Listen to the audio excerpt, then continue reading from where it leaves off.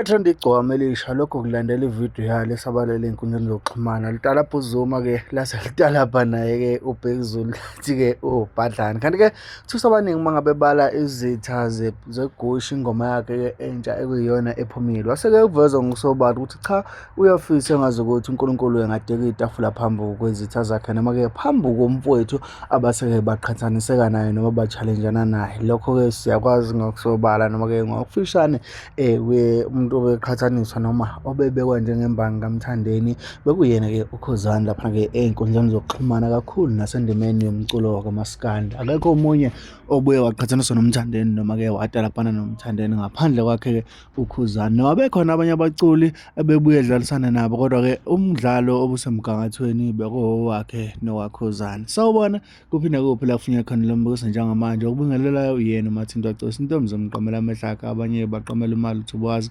wazi iy'ndaba zakhe nezakho ngelinye ilanga uyozazi. Enza sure ukuthi-ke uyasubscribe njengamanje, uyalayikha ukuze njalo uma sikufakela amavidiyo kube wena oqala uthole notification. Wenze sure ukuthi ividiyo uyayilalela ize iphele ebese kuyima ucomment. Igcokama elisha belibizwe laphana-ke e-newsroom njengoba-ke kuthi kwi-channel ethi izindaba zethu la khona belifikela chaza khona ubunzima noma-ke ingqinamba elibhekane nazo ngengoma-ke igushi noma-ke ngokuqala ingoma ethi igushi. Lase libala nezitha zengoma igushi ukuthi-ke noLwah ugcine ebaleka khona lapho, kangangokuthi noMthokozisi Zuma ugcine ebaleka khona lapho, umdlali kabasket ogcine eshintshwa ngesimanga sokuthi-ke wayefune u-60%. Bafowethu ngiyafisa ukuthi mhlawumbe manje wesikhuluma ezinye izinto okubeka ukuthi siyazi ukuthi sikhuluma ngani. Bafethu 60% phela usungale kwa-50%. Lokho kuchaza ukuthi wena uso-owner or usuyi-owner yaleyo nto. uZuma izothola kanjani u-60%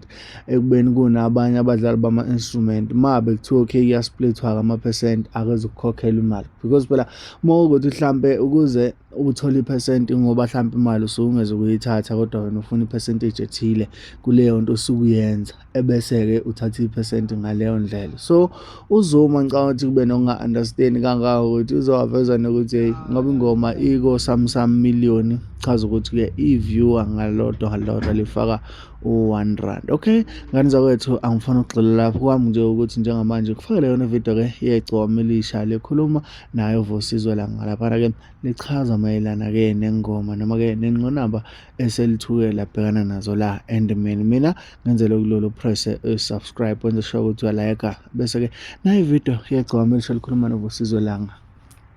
Asilikhuluma iqiniso mfowethu, ukube kuyigushi ngicula noLwah yabo. Ngaba abantu babhizi baqhathanisa, ngabe yaphila into yokuqhathanisa iParis negushi yabo. Ngabe kuthiwa ingenhla kakhulu mhlambe le, ngabe kuthiwa futhi ziyalingana, ngabe kuthiwa futhi hayi ngaba kushiya ukuthi ziyalingana, ngabe kuthiwa ingaphansi. Kodwa ngenxa yokuthi isebenze abadlali beyinsimbi basha, ngathi mangibuyela ngifuna abadlali beyinsimbi kakhulu izinsizwa kabhasi laphana uZuma uyena oyishaya ubhasi kuyiParis. Ngathi mangibuyela kuZuma ngithi Zuma ngiyangena e-studio ntambama, wathi uZuma ngifuna 60% lapha kuParis. Yabo libona ubemba lo Zuma wathi ufuna 60% kuParis. Ngithi nawo uZuma ufuna 60% kuParis. uJJ ngoba khona abantu abashaya ama-keyboard phela, khona uJJ lapha, kube khona umbuzeli, kube khona ba ufuna 60% kanjani ngoba ngakukhokhela futhi imali yakho.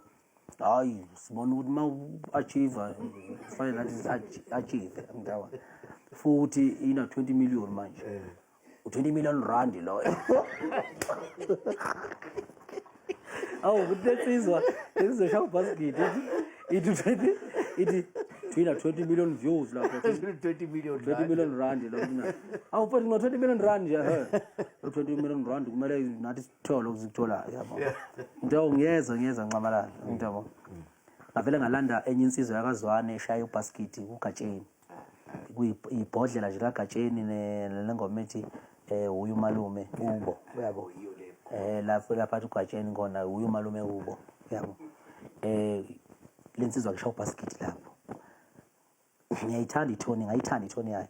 Ngathi ngidayi ngizomkhombisa lo Zuma ka 60% lona ukuthi ayikho lento ngawe wena Zuma wena ngiyabona. Lento ingami la yimi inkunzi la yabona. uZuma lokho ngimtshela ngiyabuya kuwe ndoda khululeka wona Zuma yabo, ngiyabuya yanginyanya nje la ikhona ayibona ijumpa ijumpa kwamanye amavidiyo futhi iyangigcwalisela yabona isinabanye nje omaskadi futhi uyabona ijumpa uZuma ishaya isikhalanga nobasket futhi iyasho ukuthi ayidlabane ithi iyasho elizo ukuthi zaphela ngiyabona esikhathini usuyishaya ngeblue tick sengishaya ngeblue tick kodwa yona nje ngibabani nalo ngithi hayi bamthengile nje uZuma sengina hey Zuma kanjani lapho uzinti ayabona sengiyichecka sengistoka nami manje ngiyichecka nje ama status ngayifica ipost engane yawo lapha yabona so manje ke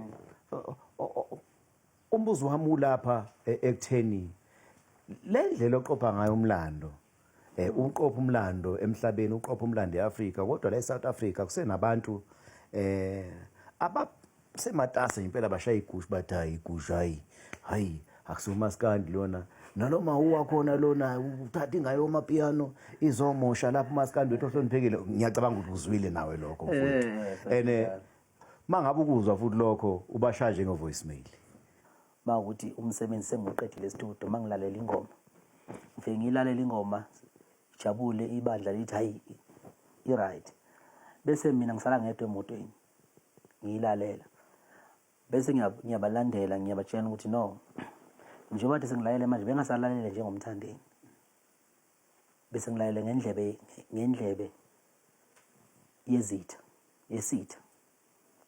ngifike ngaba ubani ngalalela ngawo ubembe uZuma ngalalela ngawo uLwah ngoba uLwah lesikhathi engekho kwigushi kumele wazi ukuthi uzoyilalela futhi igushi ukuthi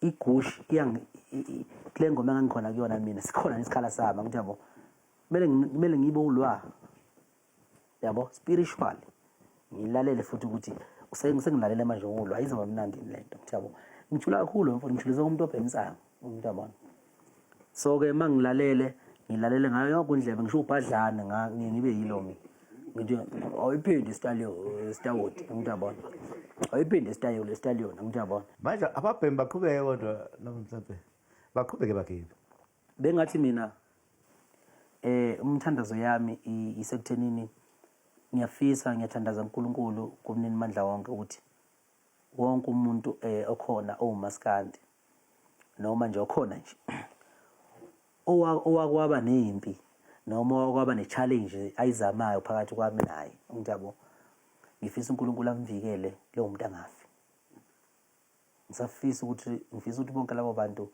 bembone uNkulunkulu edeka itafula la mphambi kwabo uyabona into ebengihlelile bengihlela ukuthi mangikhipha ishape isejezini kanye negushi ngizolinda nje ishaya amamiliyoni ebese i-album ngiyidedela ngoba lokwenzeka isimanga into nami bengayilindela igushi yashaya imiliyoni ngosuku ngo7 days yashaya ngo6 days shaya 2 million ngo10 days yashaya 3 million ibhek 4 million manje right now yabo